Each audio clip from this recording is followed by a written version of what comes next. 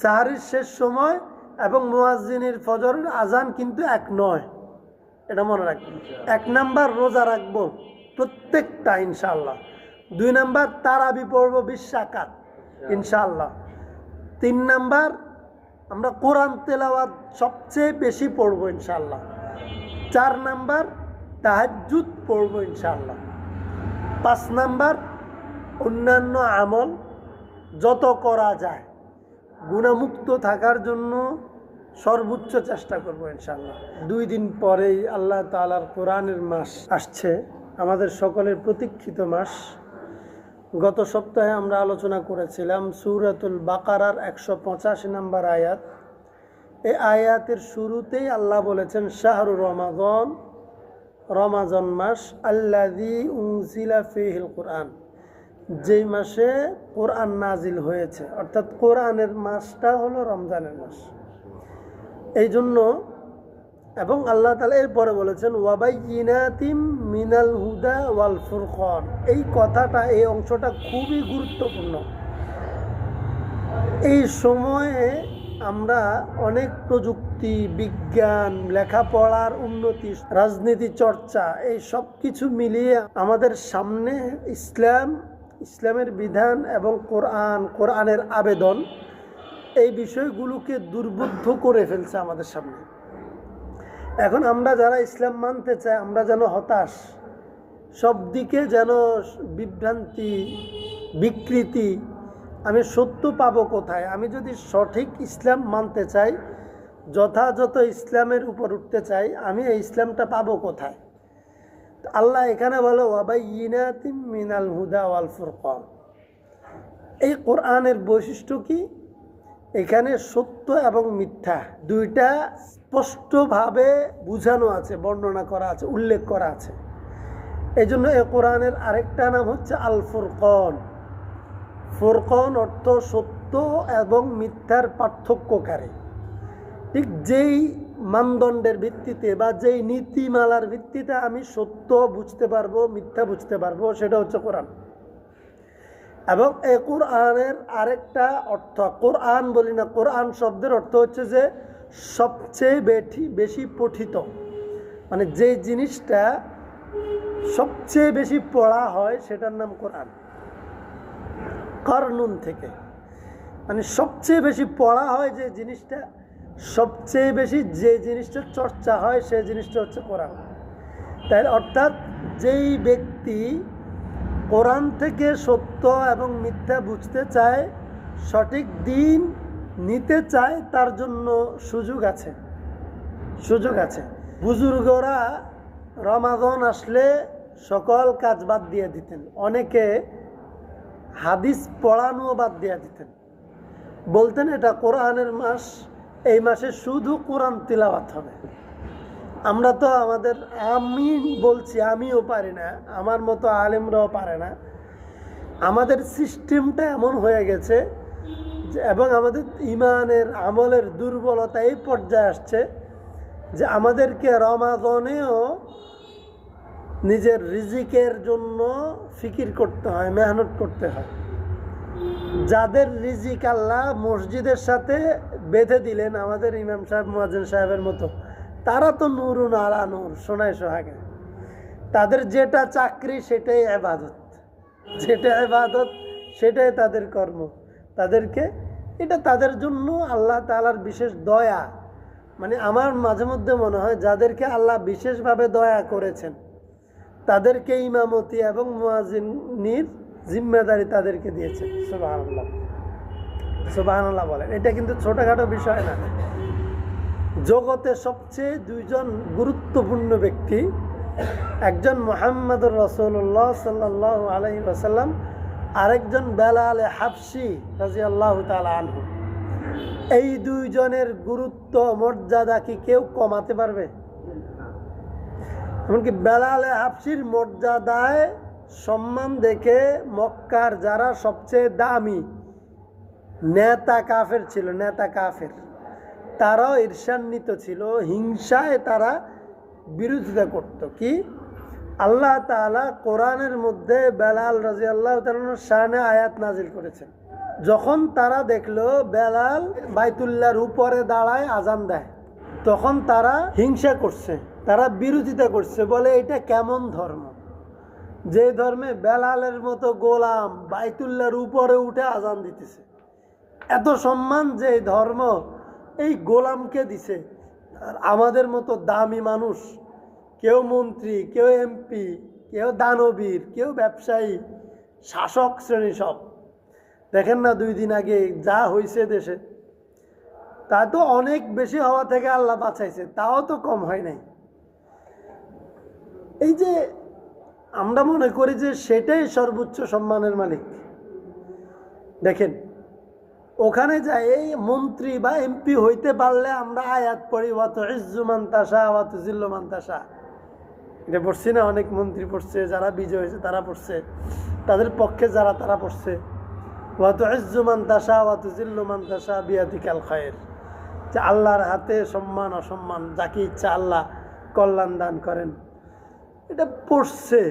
কল্যাণ সম্মান কি শুধু মন্ত্রিত্বের ভিতরে, এমপির গিরির ভিতরে? আমরা কেন একজন মানুষ মুয়াজ্জিন হইতে পারলে এই আয়াত পড়ি না? আমরা এই যে বলছে যে কোরআন সত্য মিথ্যার পার্থক্যকারী, সম্মান কোনটা অসম্মান কোনটা, এইটা আমরা তারতম্য করতে পারি না কোরআন থেকে দূরে। এজন্য শুধু মন্ত্রী বা এমপি হওয়াকে সম্মানের মনে করি, মুয়াজ্জিন হওয়াকে মনে করি না। কিন্তু মুয়াজ্জিনের সম্মানের জন্য স্পেসিফিক আয়াত আছে। সূরাতুল হুজুরাত 13 নম্বর আয়াত, যখন বেলাল রাদিয়াল্লাহু তাআলা আনহু বাইতুল্লাহর উপর দাঁড়ায় আজান দিচ্ছে, সবার চেয়ে সম্মানিত বোধ করতেছেন তিনি, সবাই বেলালকে সম্মান করতেছেন। ইমামকে মুহাম্মদুর রাসূলুল্লাহ, মুয়াজ্জিনকে বেলাল। সুবহানাল্লাহ। একটা মসজিদে ইমাম এবং মুয়াজ্জিন তারাই তো প্রথম শ্রেণীর ব্যক্তি। ইমাম মুহাম্মদুর রাসূলুল্লাহ, মুয়াজ্জিন তারপরের পদ, তো ইমামের পরের পদ না মুয়াজ্জিন? তাহলে ইমাম দামি হইলে মুয়াজ্জিনের পদ দামি হবে না কেন? মুয়াজ্জিন বেলাল এই সম্মান, এই পদ যখন পাইলো, তারা বলে যে এটা কেমন ধর্ম, আমাদেরকে এত বড় বড়, আমরা উচ্চ বংশের, এত বড় বড় ক্ষমতাধর ব্যক্তি, আমাদেরকে মর্যাদা না দিয়া বেলালের মতো গোলামকে মর্যাদা দিল। তখন আল্লাহ আয়াত নাজিল করছে, সুবহানাল্লাহ। সূরা হুজুরাতের 13 নম্বর আয়াত, ইয়া আইয়ুহান নাস ইন্না খালাকনাকুম মিন যাকারিন ওয়া উনসা, হে মানুষ সকল, আমি তোমাদেরকে নারী পুরুষ থেকে সৃষ্টি করেছি। ওয়া জাআলনাকুম শুউবা, আমরা আমাদের সবাইকে নারী পুরুষ থেকে সৃষ্টি করছে না, এই দুইজন থেকে সৃষ্টি করার পরে ওয়া জাআলনাকুম শুউবা, দলে বিভক্ত করছে। ওয়া কবাইলা লিতাআরাফু, আমাদেরকে বিভিন্ন দল, বিভিন্ন গোত্রে আল্লাহ বিভক্ত করছে। বংশ আছে না, ভূঁইয়া বংশ, পাটোয়ারি বংশ আছে না, বিভিন্ন দলে এবং বিভিন্ন গোত্রে বিভক্ত করছে। বিভক্ত করার পরে আল্লাহ তাআলা বলে এটা করছে কি তোমাদের পরিচয়ের জন্য, পরিচিতির জন্য। পরিচিতির জন্য আল্লাহ বিভক্ত করছে, বিভিন্ন গোত্র এবং বংশে আমাদেরকে বিভক্ত করছে, সেট আপ করছে। এটাকে যদি আমরা বলি সেট আপ করা, বিভিন্ন গোত্র এবং বংশে আমাদেরকে সেট আপ করছে আল্লাহ পরিচিতির জন্য। যা আমাকেও যদি আমাকে জানার জন্য বলে আপনাদের বাড়ি কোথায়, আপনাদের ঘর কোথায়, বলে না কোন গ্রাম, কোন ইউনিয়ন, কোন বাড়ি, পরিচয়ের জন্য না এগুলো।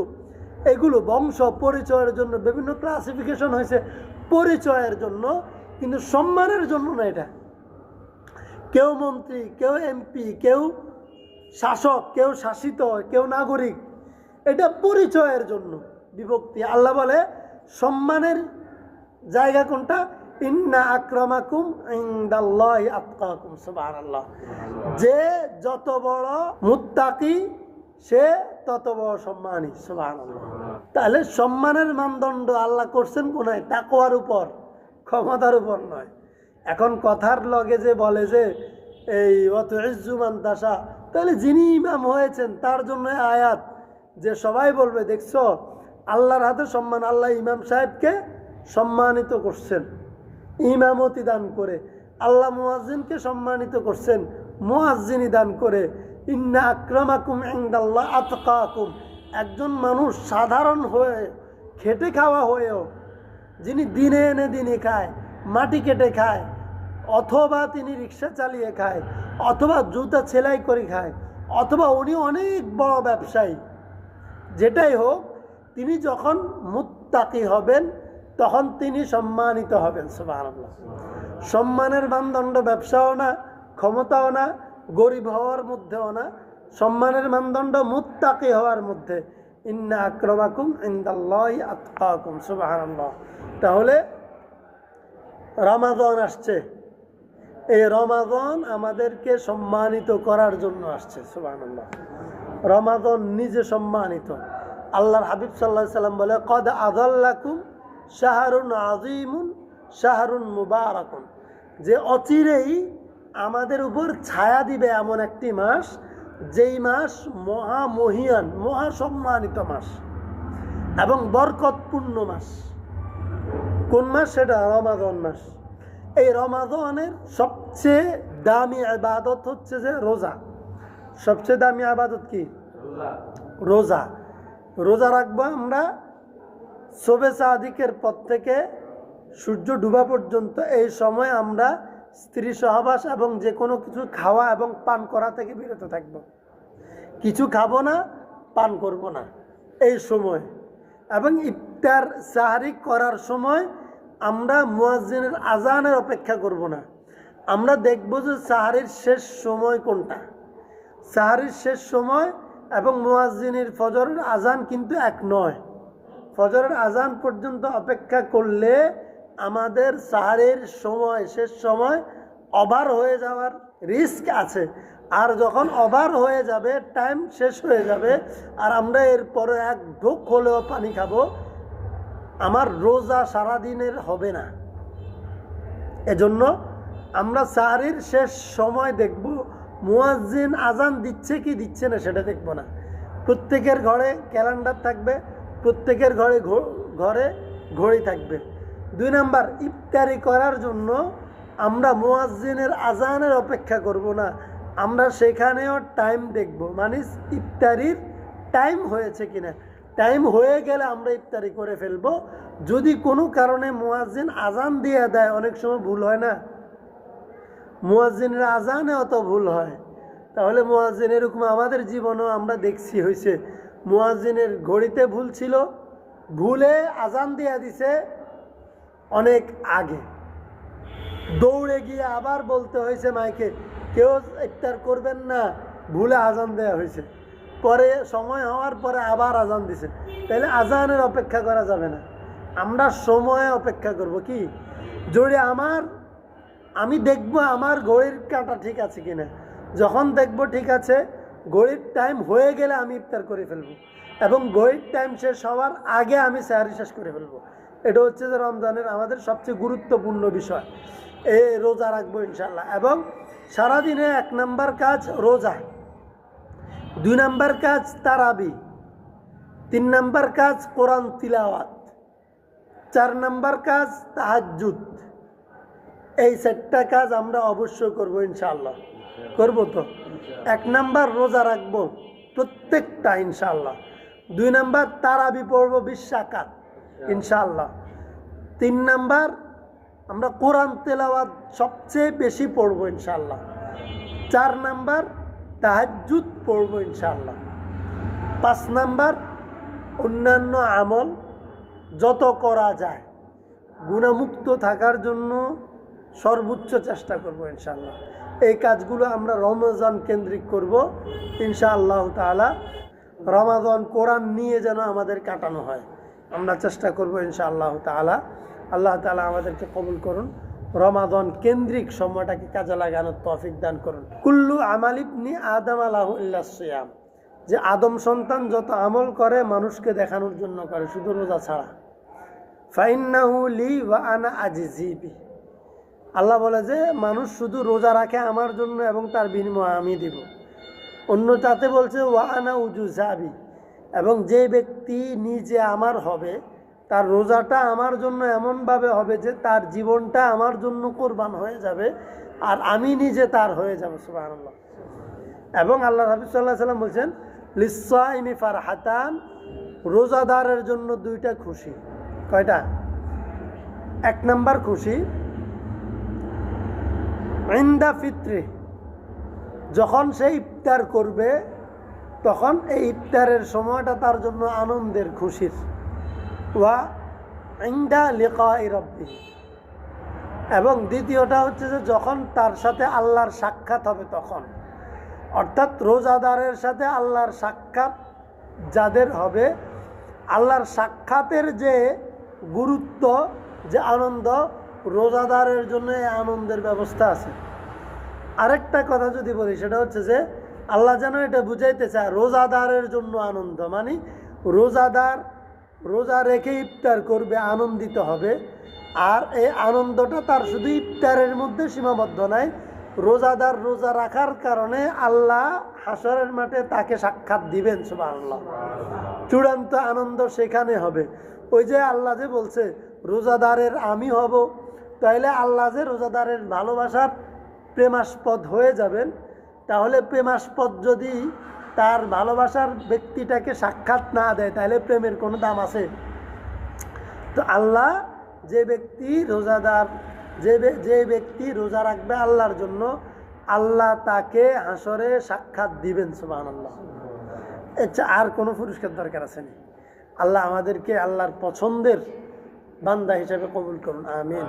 ওয়া আখির দাওয়ানা আলহামদুলিল্লাহি রাব্বিল আলামিন।